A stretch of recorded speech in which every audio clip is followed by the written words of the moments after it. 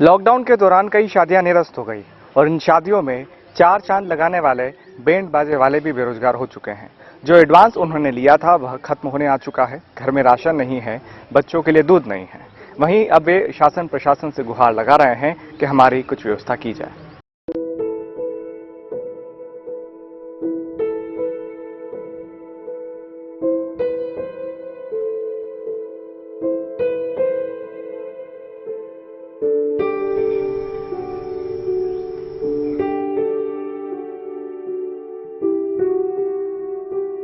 मंदसौर में बैंड बाजे वालों के हालात बद से बदतर हो रहे हैं। शादियों का पूरा सीजन निकल गया, खाने के लाले पड़े हैं। हालात इतने बुरे हैं कि शव यात्रा के लिए भी कोई रघुपति राघव बजाने नहीं बुला रहा। लॉकडाउन ने जाने कितने लोगों का रोजगार छीन लिया, इसका कोई हिसाब नहीं। इन्हीं बेहिसाब लोगों में एक बड़ा नाम उन लोगों का भी है जो शादियों में बैंड बाजा बजाते हैं या फिर हमारे हर सुख दुख में अपनी संगीत की सेवा देते हैं। मंदसौर में ऐसे बैंड बाजा पार्टी में काम करने वाले हजारों लोग हैं जिनके सामने अब भूखे मरने की नौबत आ रही है। दरअसल जब से लॉकडाउन की शुरुआत हुई है उसी समय से शादियों का सीजन भी था, लेकिन लॉकडाउन के चलते सभी शादियां कैंसिल हो गई। ऐसे में बैंड बाजा पार्टियां 2-3 महीने पहले से ही शादियों में बैंड बजाने की बुकिंग का टोकन ले लेती है। लेकिन इस बार लॉकडाउन के कारण इन बैंड बाजा पार्टी में काम करने वालों के सामने भयानक संकट खड़ा हो गया है।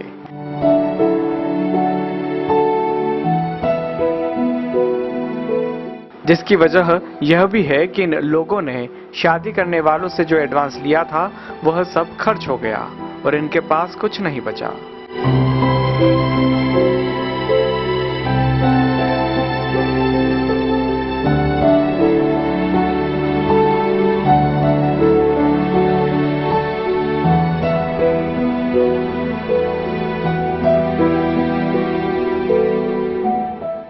प्री बुकिंग का पैसा इन्हें लॉकडाउन खुलते ही पार्टी को वापस देना पड़ेगा, इस ख्याल से ही इनका हलक सूख जाता है। कई ऐसे लोग भी हैं जो बरसों से बाजे बजाने का काम करते आ रहे हैं। उनके हालात ये हैं कि वो कोई और काम भी नहीं कर सकते। कई लोगों के बच्चों के लिए दूध के पैसे नहीं हैं, तो कहीं खाने पीने का कोई सामान नहीं बचा। शासन प्रशासन से कोई मदद नहीं मिली है। अड़ोस पड़ोस से आटा, दूध या रुपए उधार लेकर काम चला रहे हैं। इन बैंड बाजा पार्टी में काम करने वालों को सरकार से मदद की काफी उम्मीदें हैं। लॉकडाउन में शव यात्राओं पर भी ज्यादा लोगों के जाने पर प्रतिबंध है। ऐसे में इन्हें शव यात्राओं में रघुपति राघव बजाने की जो मामूली आय होती है वह भी बंद हो गई।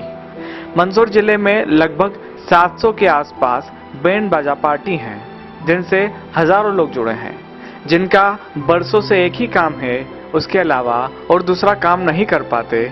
अलग अलग गांव से बैंड बजाने के लिए यह कलाकार कारीगर आते हैं और 3-4 महीने के सीजन में पूरे साल भर का इंतजाम करने में जुट जाते हैं। लेकिन इस बार लॉकडाउन के चलते इन लोगों की बुरी हालत हो गई है।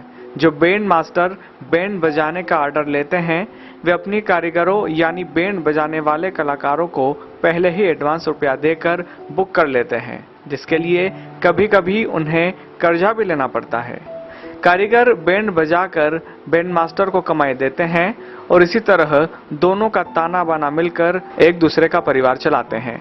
लेकिन लॉकडाउन के कारण यह ताना बाना टूट गया और हालात इतने बुरे हो गए कि बैंड बाजा पार्टी वालों के सामने भूखे मरने की नौबत आ गई है, जिस पर ना तो सरकार का ध्यान है और ना ही किसी नेता का।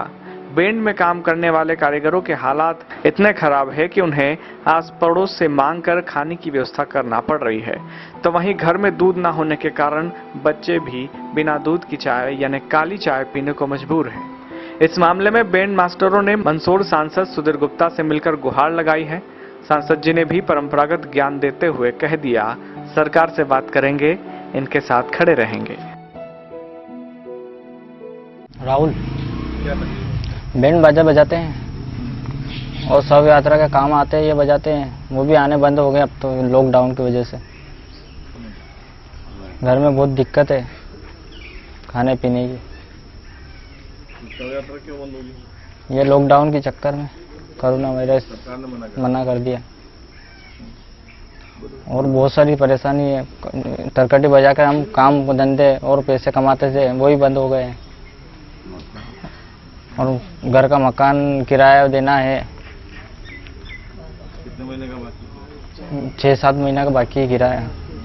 इस तरकटी का काम बजाते थे, न कमाते खाते थे, गुजारा चलता था। अभी ये भी बंद हो गया। घर में बच्चों का दूध वगैरह कैसे चलेगा? ये व्यवस्था कुछ नहीं है हमारे पास।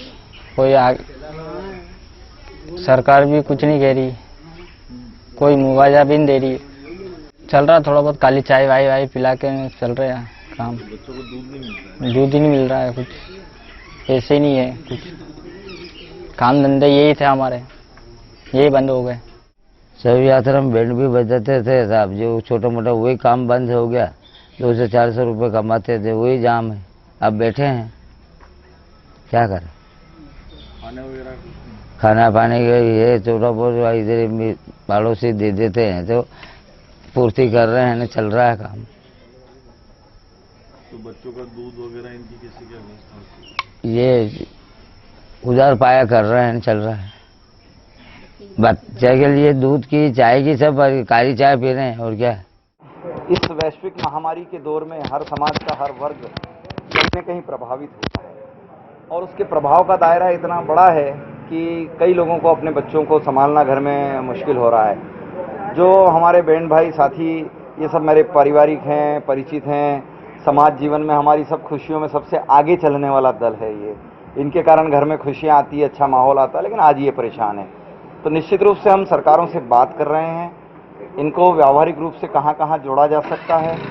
मैं जिला प्रशासन से भी बात करूंगा कि जो बिल्कुल गरीबी की श्रेणी में है उनको कैसे राहत व्यवस्थाओं में जोड़ ले, और इनका जो बैंकों में कर्जा है और अगर कभी भी वसूली की बात होती है तो भी मैं इनको निश्चित रूप से इनके साथ खड़ा रहूँगा कि किस तरीके से हम इनको कदम दर कदम सहयोग करते हुए आगे की प्रक्रिया में ले जाएं।